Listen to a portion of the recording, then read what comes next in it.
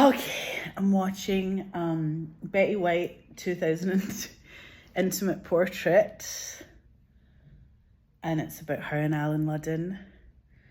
I'm putting a big thing together of, I'm gonna do glossy eyes, I think. I do glossy eyes tonight. I've never done glossy eyes. I'm gonna do glossy eyes tonight. What else am I fucking doing? I suppose that's all you guys need to know. I did some, oh my god, that looks so good. It looks real! It's not real.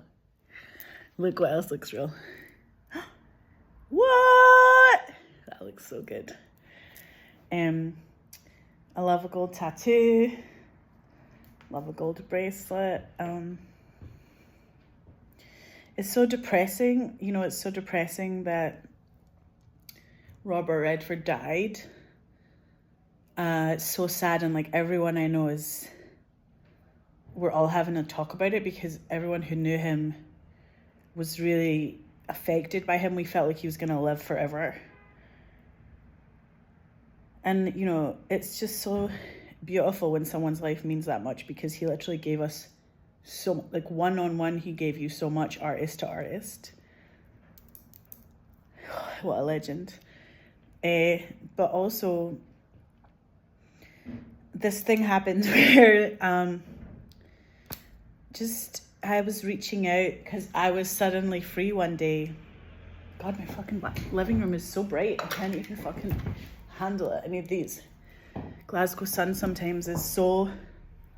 Oh my god, this is my Missoni top from Jennifer. Jennifer, I love you. Oh my god. Jennifer Missoni gave me this top. This is her top. From her grandmother. Her granny did made all of the Missoni stuff. Anyway. Yeah, so basically I was suddenly free. Do you know how like you think you're going to do something, that doesn't happen, and you end up being suddenly free? So I messaged Mullan, being like, yo Mullan, hi, well, let's talk about, I had some stuff to talk to him about, you know, and I was like, we may as well do it now because I'm free for like the next 2 days actually.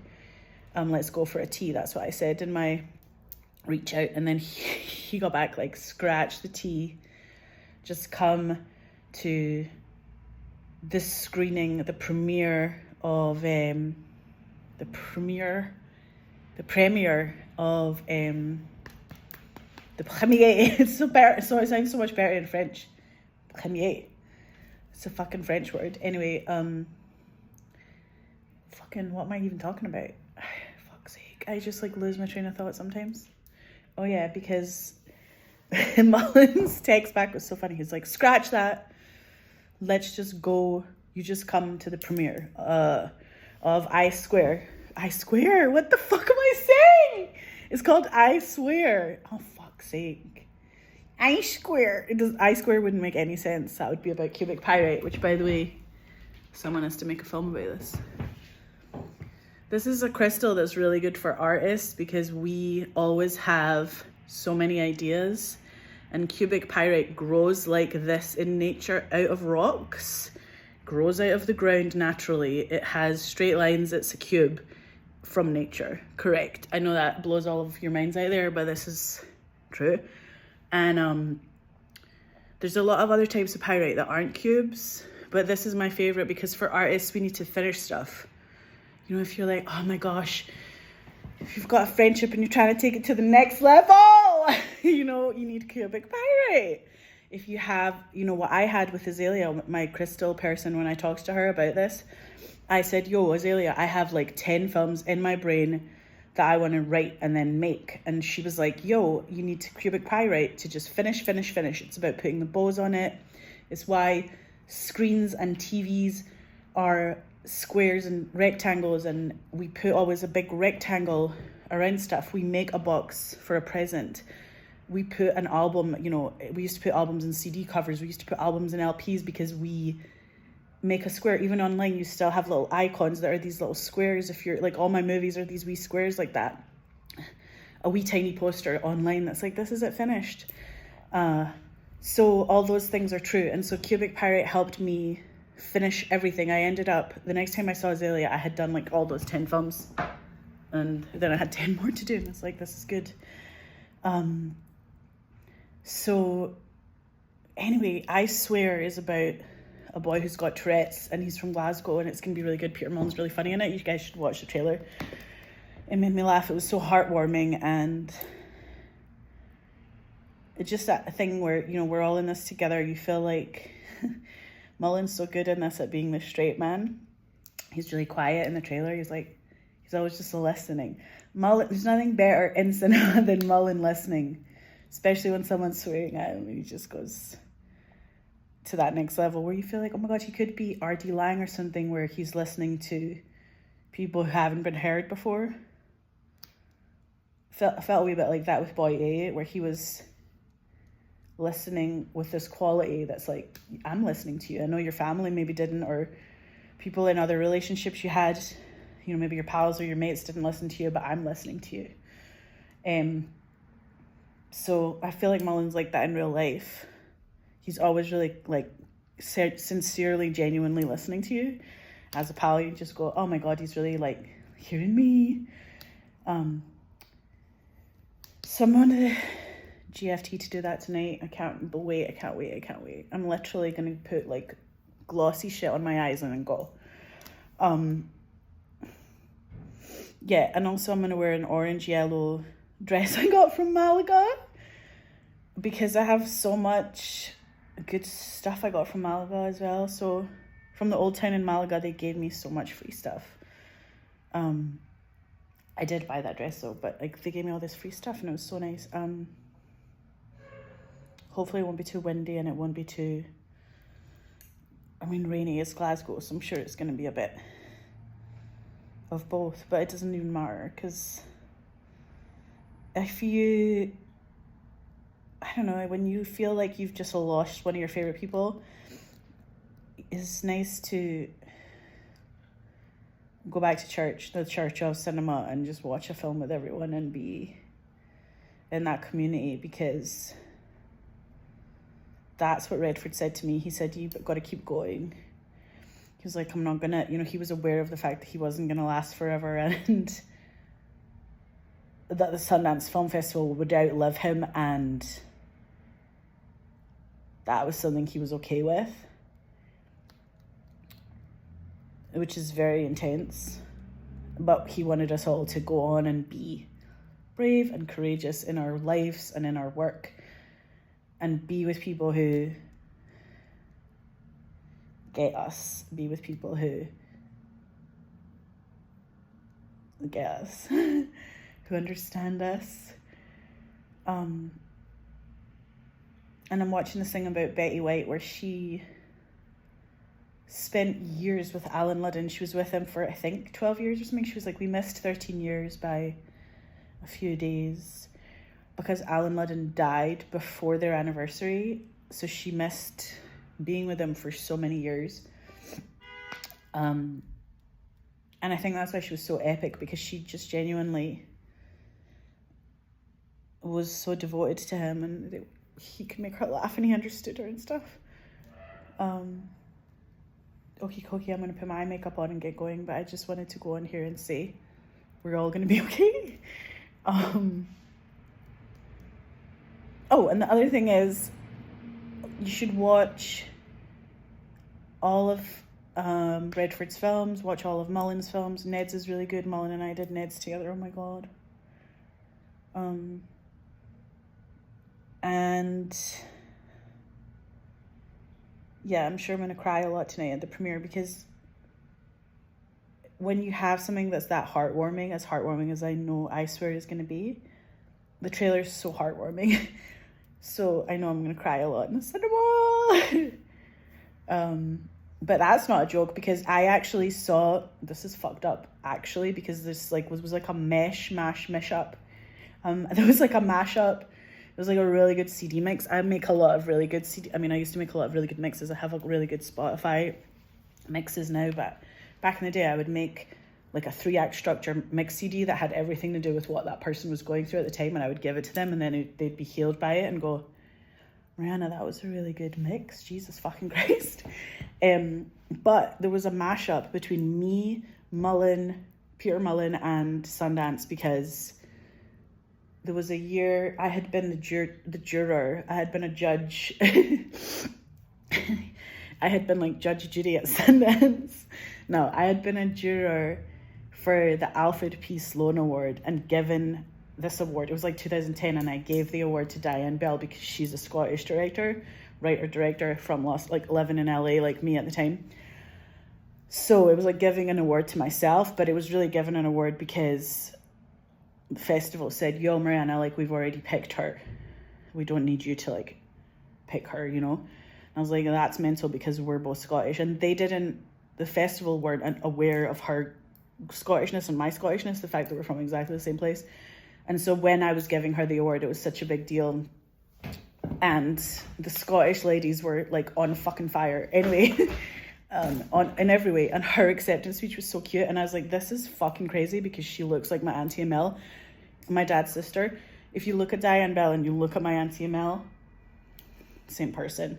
So she just looks like my family as well. So I was like giving an award to somebody who looked like my entire family. She looked like just a sister or a cousin or something. I was like, oh God. But anyway, she was so gracious. Her fucking movie was so good. Anyway, the other thing that happened was like the year after that, whatever year Tyrannosaur was at Sundance, I was there for something else. Maybe I was there with the Tit film or something, with Spoonful. But Mullan was like, yo, I'm going to be there because Tyrannosaur is going to be premiering there. And all of the programmers were like, Mariana, Mullan's going to be there, blah, blah, blah. And so I was meeting Mullan, hanging with him the whole time. And we had a Pure Paradise rave at Sundance together. And not only did I watch Tyrannosaur at the fucking Egyptian theatre, like on Main Street, it was like a tiny theatre. Good Dig had its like big premiere at Eccles. And it was like this big place. And the Egyptian is like tiny. So you're like sitting in there. I mean, I don't even know. There's like fucking, I feel like it's like 20, it's like a 20-seater or something. You're just sitting in there and it's small. And it was Mullan, and he was squeezing my leg because he was like, this is so intense, this fucking performance I just gave. And on the other side of me was Olivia Colman, and she was also squeezing me. So I was just sitting there being like physically abused by the two leads in the film. Because they were both like, this is so intense, this film is so intense. Our performances are so intense in this. And I was there like channeling it all and going, oh my fucking God, this is the best film we've ever seen. Tyrannosaur is like, whew, you go on this high shelf with Mullan's performances and Olivia Colman where you go, this chick is the actress.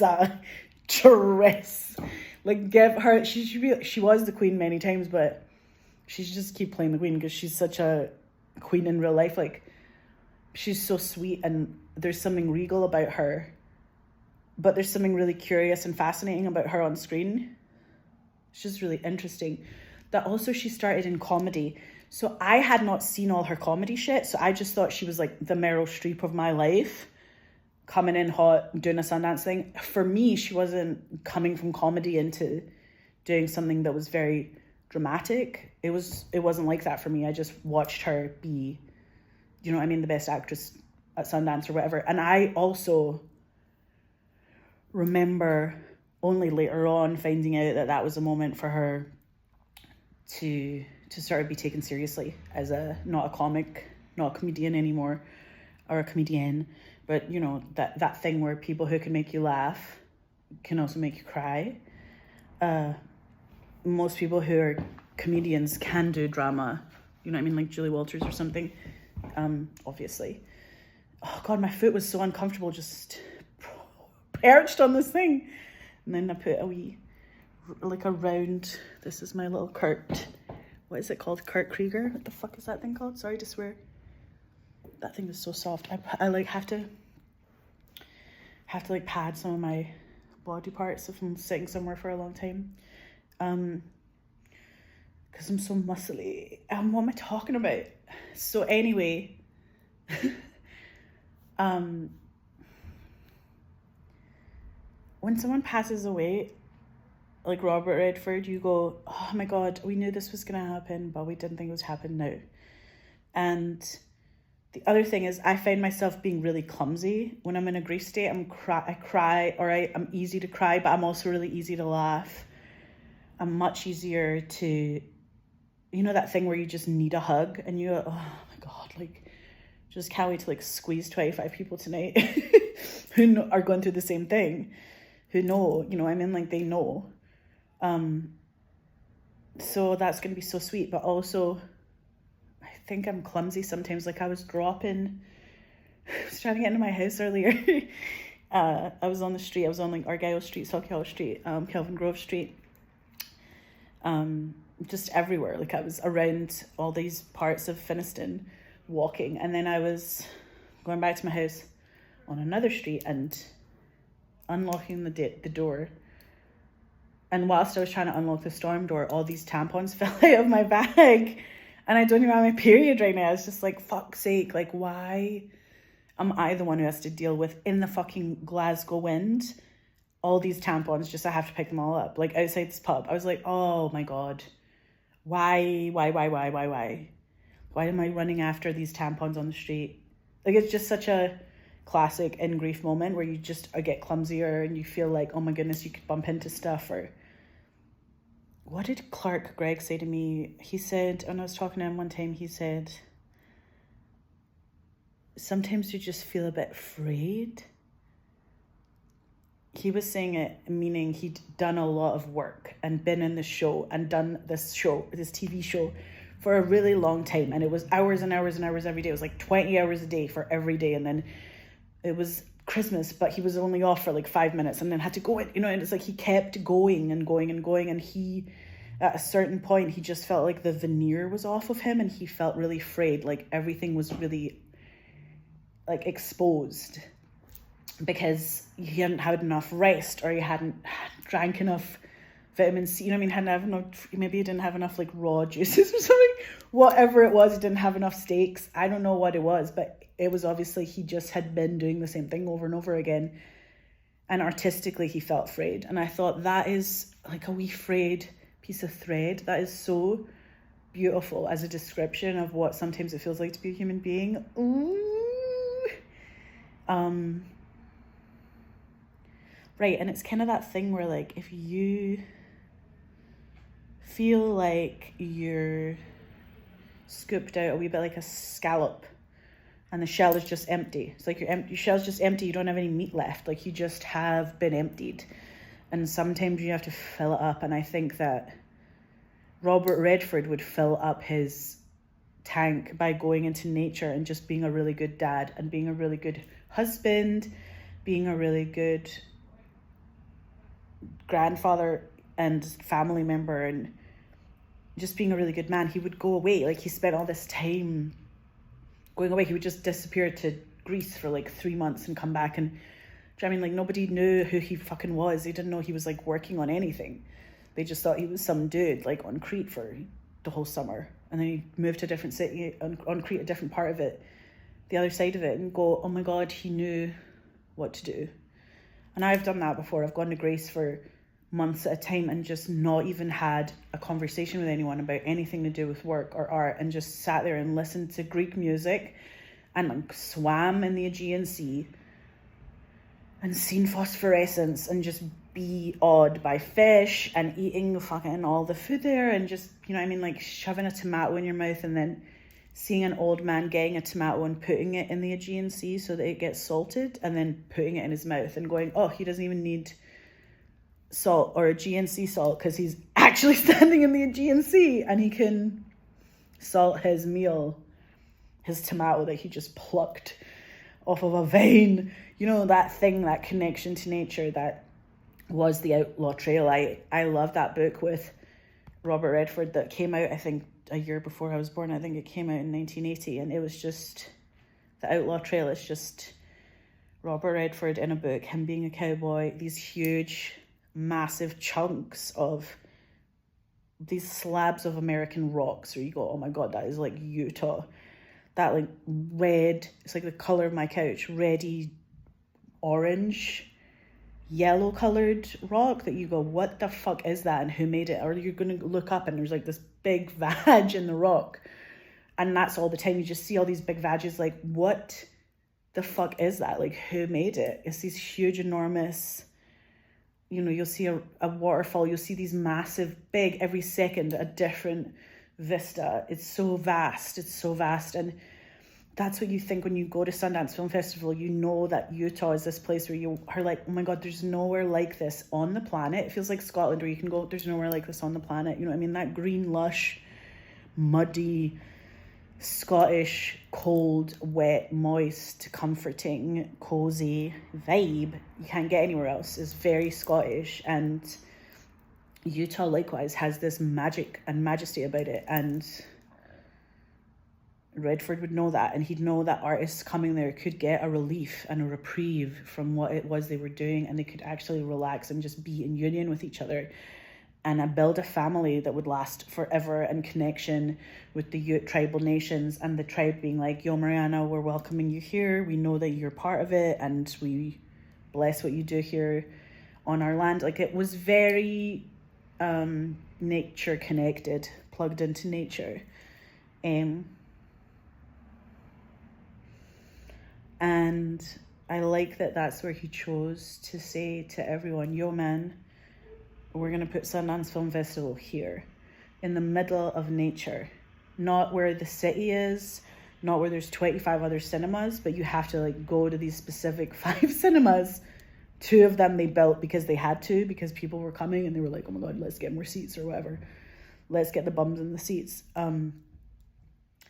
But I like that about the history of the festival, that it's about nature and it's about the tribe that's there. About the Native American tribe. I have to fucking go. I have to do my makeup and I have to go. But anyway, I just wanted you guys to know that we're all going to be okay. I think we're all going to be okay. I hope we're all going to be okay. I'm going to watch Betty White Intimate Portrait on YouTube because she's funny as hell.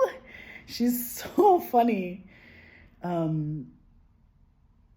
Everything she says is like a laugh a minute, and she's got such like dirty sense of humor, which I love. She's so dirty for someone who claims to be single for so long. She's very dirty. You're like, oh my God, like she's dirty as. But that's great. We're all nuns and we're all wild women archetypes at the same time. That's the thing that we understand. This is the sad truth about our generation, is the generations before kind of used to think you could only be good or bad or a villain, or in the media or in films and stuff, it was kind of like you could only be a villain or an angel. And especially for women and especially for men, you want to see someone who's kind of really a good person and sort of angelic, but also has flaws, because that's a range that I've always put all of those characters in my films, where they have a large range between good and they're not perfect, but they're angelic, you know what I mean? So they have that full realistic quality that is who we all are inside. And Betty White, to look at her, you think she's a wee angel, you're like, oh my God, what nun? And then she starts talking and you're like, wait a minute, she seems totally not angelic in that moment. Yeah, some of the stuff she says is disgusting, but it's so good.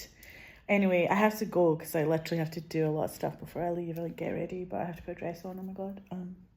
Anyway, I totally love you guys, and I'll talk to you later. Bye. Bye.